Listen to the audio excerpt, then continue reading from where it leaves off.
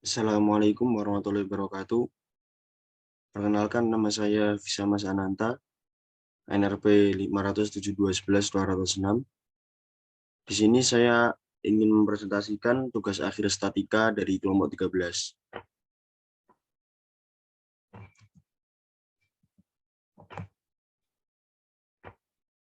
Nah, di sini kelompok kita diminta untuk membuat free body diagram, diagram shear, dan momen bending.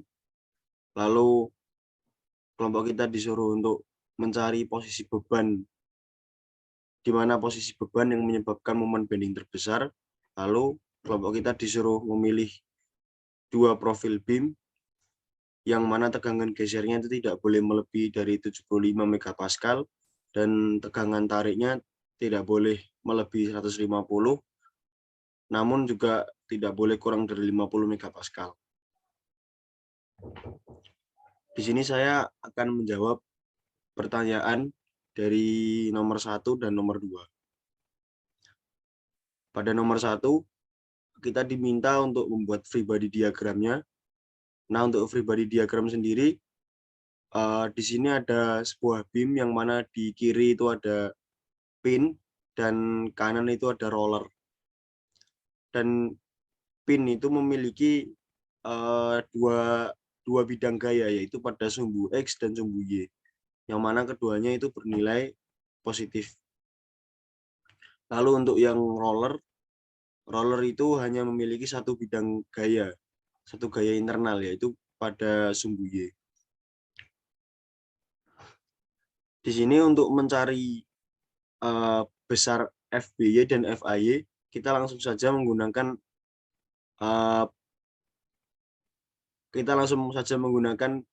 gaya pada sumbu Y-nya.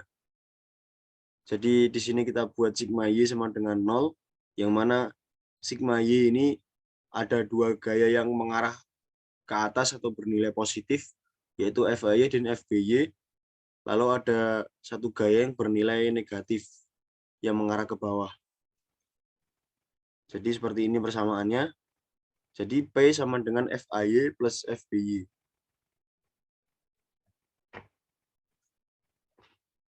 Lalu selanjutnya, untuk mencari persamaan FAY dan FBY-nya, kita perlu meninjau momen pada titik A dan titik B. Pada titik A, di sini saya menggunakan counterclockwise bernilai positif. Jadi di sini ada momen min P dikalikan X, yang mana ini adalah searah dengan jarum jam, maka bernilai negatif. Dan ada momen FBY dikalikan dengan L, yang mana momen FBY ini bernilai positif karena counterclockwise. Lalu di sini dapatkan FBY sama dengan PX per L. Lalu setelah itu kita akan mencari persamaan dari FAY, yang mana bisa kita cari dengan meninjau momen pada titik B. Di sini ada P dikalikan dengan L min X, yang mana ini adalah counterclockwise. Lalu FAY ini adalah searah dengan jarum jam, maka bernilai negatif. Maka kita dapatkan FAY sama dengan P dikalikan L min X per L. Lalu selanjutnya kita potong menjadi dua bagian. Dan ini adalah potongan pertamanya, yaitu yang sebelah kiri. Pada potongan ini kita perlu mencari shear force dan momennya. Untuk mencari shear force-nya, kita tinjau gaya pada sumbu Y-nya, yang mana gaya pada sumbu Y itu ada FAY yang bernilai positif ke arah ke atas, dan shear force-nya itu sendiri yang mengarah ke bawah bernilai negatif. Maka di sini shear force 1 sama dengan FAY, yang mana FAY tadi adalah P dikalikan dengan L min X per L. Lalu di sini untuk mencari momennya, kita perlu meninjau momen. Yang mana di sini pada momennya kita menggunakan counterclockwise bernilai positif. Min FAY dikalikan A karena ini bernilai negatif dan searah dengan jarum jam. Dan untuk momennya bernilai positif. Maka momen sama dengan FAY dikalikan dengan A. Yang mana jika kita ambil yang paling pendek dan paling panjang, yang paling pendek memiliki panjang 0 dan paling panjang memiliki panjang X. Maka paling pendek menghasilkan momen sama dengan 0 dan momen paling panjang sama dengan P dikalikan L min X kali X kali panjangnya per L. Jadi di sini ini adalah momen yang paling panjangnya. Lalu selanjutnya pada potongan 2, potongan yang sebelah kanan, sama seperti tadi, untuk mencari shear force. Setelah kita potong akan ada shear force, yang mana shear force-nya itu perlu kita cari, maka kita tinjau gaya pada sumbu Y, yang mana di sini shear force 2 menghasilkan sama dengan min P dikalikan X per L. Dan kita juga tinjau momennya untuk mendapatkan nilai momen 2-nya. Di sini saya menggunakan counterclockwise bernilai positif. Momen yang dimana momen 2 ini karena searah dengan jarum jam bernilai negatif, dan FBY ini bernilai positif karena berlawanan dengan jarum jam, maka di sini momen 2 menghasilkan P dikalikan X per L dikalikan B. Yang ini sama seperti tadi, kita tinjau dari yang paling pendek 0 dan paling panjang adalah sebagai berikut. P dikali X sama dengan P dikali X kali L min X per L.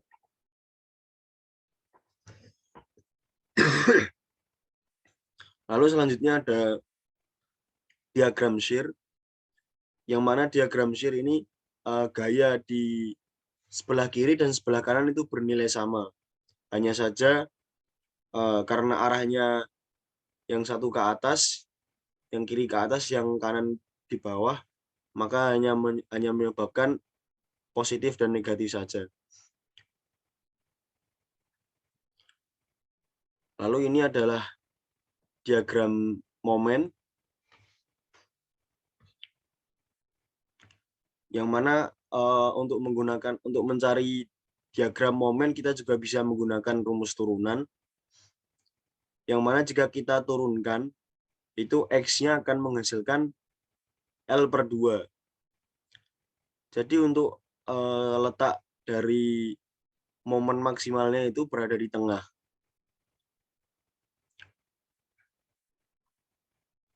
Jadi untuk nilai momen maksimal itu letaknya ada di tengahnya. Yang mana momen maksimal ini akan, yang mana jika X-nya sama dengan 5, di sini kita diberikan bebannya sebesar 120 kN dan L-nya sama dengan 10. Maka bisa kita peroleh nilai momen maksimal terjadi ketika X-nya itu sama dengan 5. Jadi untuk mencari X ini kita dapatkan dari turunan, lalu L-nya bisa L yang diberikan kepada kita bisa dibagikan dengan 2, maka menghasilkan nilai 5. Yang mana momennya itu bernilai 300 dikali 10 pangkat 3 Newton meter. Mungkin sekian dari saya, selanjutnya akan dilanjutkan oleh Galen.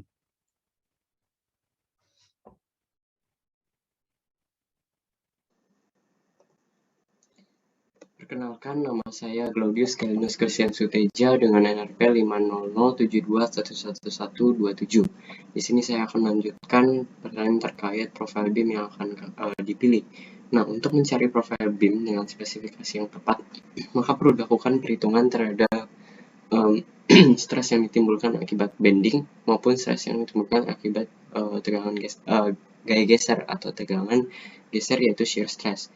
Di sini untuk menghitung hal tersebut, kita akan menggunakan kriteria yang telah diberikan, yaitu stres akibat bending, yaitu sigma lebih besar sama dengan 50 MPa dan kurang dari sama dengan 150 MPa. Dimana di sini jika lebih dari 150 MPa, maka BIM tersebut dapat mengalami kegagalan. Sementara jika kurang dari 50 MPa, maka BIM tersebut dapat dikatakan over design karena berlebihan dalam menanggung beban yang kemudian akan ditanggung. Kemudian untuk shear stressnya kurang dari sama dengan 75 MPa. Di sini rumus dasar dari stres akibat bending ini, sigma sama dengan momen dikali C, yaitu jarak dari sumbu inersianya ke bagian terluar dibagi dengan inersia pada sumbu tersebut. Nah, untuk memperoleh BIM yang cukup kuat namun tidak over design, maka di sini kami memperhitungkan untuk mengambil kriteria yang berada di tengah-tengahnya untuk menghindari over design, namun juga tetap memperhitungkan jika BIM tersebut digunakan terus-menerus ada kemungkinan terjadi kegagalan akibat fatigue. Sehingga di sini kami menggunakan sigma dengan kriteria di tengah-tengah, yaitu sekitar 100 MPa. Selanjutnya di sini kami telah melakukan peninjauan terhadap BIM I yang berada di Appendix B dengan menggunakan momen maksimum yang diperoleh dari perhitungan sebelumnya, yaitu sebesar 300 kali 10 pangkat 3 Nm atau 300 kN. Di sini kami menggunakan salah contoh perhitungan dari beberapa profil yang ada, spesifikasi yang ada pada Appendix B. Itu di sini kami menggunakan salah satunya W610x92 dengan keterangan sebagai ditunjukkan di sini dengan menggunakan rumus dasar sigma sama dengan MC per I, yaitu I pada sumbu ZZ di sini. Maka dengan momen 300 kali 10 pangkat 3 Nm, kemudian C yaitu setengah dari D ini, yaitu tingginya, yaitu setengah dari 603 mm, yaitu 3,02 kali 10 pangkat min 1 meter, dibagi dengan IZZ atau inersia pada sumbu ZZ ini, yaitu 6,46 kali 10 pangkat min 4 meter pangkat 4, kemudian kami kalikan dengan 10 pangkat 6 untuk mengubah dari Pascal menjadi Megapascal, sehingga kami memperoleh sebesar 140,02 MPa untuk stres akibat bending, yang dimana di sini memenuhi kriteria yang diberikan, yaitu kurang dari 150 MPa, sehingga BIM ini memenuhi dalam hal bending stressnya. Selanjutnya kami tinjau dalam hal shear stressnya dengan rumus yang kami peroleh, yaitu tau max sama dengan V atau gaya geser dikali dengan Q atau momen inersia awal dibagi dengan I inersia pada sumbu ZZ dikali TW, yang kemudian akhirnya akan turun menjadi V kali BH kuadrat min BH W kuadrat tambah TW HW kuadrat dibagi 8 IC TW. Kemudian kami menggunakan V atau gaya geser dari rumus sebelumnya, yaitu PX per L. Kami peroleh 60 kali 10 pangkat 3 Newton. Dengan mensubstitusikan semua ini ke dalam persamaan, maka kita akan memperoleh shear stress sebesar 10,54 MPa, yang dalam artian BIM ini juga memenuhi spesifikasi yang diberikan, yaitu shear stress kurang dari sama dengan 75 MPa, sehingga BIM dengan spesifikasi ini dapat digunakan untuk menanggung beban yang akan dipakai nanti. Selanjutnya kami telah melakukan perhitungan juga terhadap seluruh spesifikasi BIM I yang terdapat pada Appendix B, yang dimana di sini kami hanya menemukan sebanyak 5 spesifikasi BIM I yang memenuhi kriteria bending stress yang diberikan, yaitu dengan spesifikasi W610 kali 155, 140, 125, kemudian 101 dan 92, yaitu dengan bending stress sebesar 71, 82, 93, 118 dan 140 MPa. Kemudian dari semua yang telah memenuhi bending stress tersebut, kami cek untuk shear stressnya, yang dimana semuanya berada di bawah range 11 MPa, sehingga dapat dikatakan beam dengan profil ini dengan spesifikasi tersebut yang diberi tanda kuning dan hijau ini memenuhi kriteria yang diberikan dan dapat digunakan. Selanjutnya kami juga telah melakukan peninjauan terhadap profil beam C dari Appendix B. Di sini kami menggunakan salah satu contoh spesifikasi, yaitu C380x74 dengan spesifikasi D dan IXX sebagai berikut, dengan D sebagai tinggi, C itu D dibagi 2, dan IXX pada sumbu XX-nya ini. Dengan masukkan pada rumus yang di awal tadi, sigma MC per I, kami memperoleh stres akibat bending sebesar 340,18 MPa, yang dalam artian beam ini tidak dapat digunakan karena tidak memenuhi kriteria kurang dari sama dengan 150 MPa. Kami telah menghitung pada seluruh spesifikasi yang terdapat pada Appendix B, yang dimana semuanya tidak ada yang memenuhi kriteria di bawah 150 MPa, dengan yang terendah hanya 340 MPa, sehingga beam ini tidak dapat digunakan. Karena bending stress tidak memenuhi, otomatis kita tidak perlu mencari untuk yang shear stress-nya. Selanjutnya kami menghitung pada profil beam L dengan salah satu contoh perhitungan pada Appendix B L203 x 203 x 25,4 dengan Y, yaitu jarak dari dasar ke sumbu XX-nya, dan H yaitu tinggi secara keseluruhan dari atas sampai ke bawah, yaitu 2,03 x 10⁻⁻⁰, dan IXX-nya telah diperoleh dengan masukkan sigma M sama dengan M dikali C-nya di sini, yaitu H total, tinggi total dikurangi Y yang tadi, dibagi dengan IXX, maka kita peroleh stres akibat bendingnya 1161,79 MPa, yang sangat jauh dari kriteria yang diberikan, sehingga beam L ini juga tidak dapat digunakan. Di sini merupakan seluruh perhitungan terhadap semua spesifikasi yang diberikan pada Appendix B terhadap profil beam L, yang dimana semuanya tidak ada yang memenuhi kriteria yang diberikan, sehingga beam L ini juga tidak dapat digunakan. Selanjutnya kami meninjau profil beam persegi yang kami buat, yang kami cari dengan sendirinya spesifikasinya, yaitu dengan dasar base B, tinggi H, bagian dalam B1 dan tingginya H1. Kami peroleh rumus inersianya pada sumbu XX-nya itu 1/12 BH pangkat 3 dikurangi B1 H1 pangkat 3, yang dimana karena ini persegi maka B sama dengan H dan B1 sama dengan H1.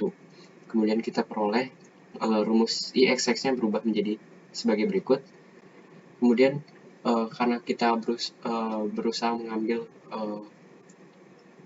stres akibat bending di antara 50-150, di sini kami menggunakan 100 MPa.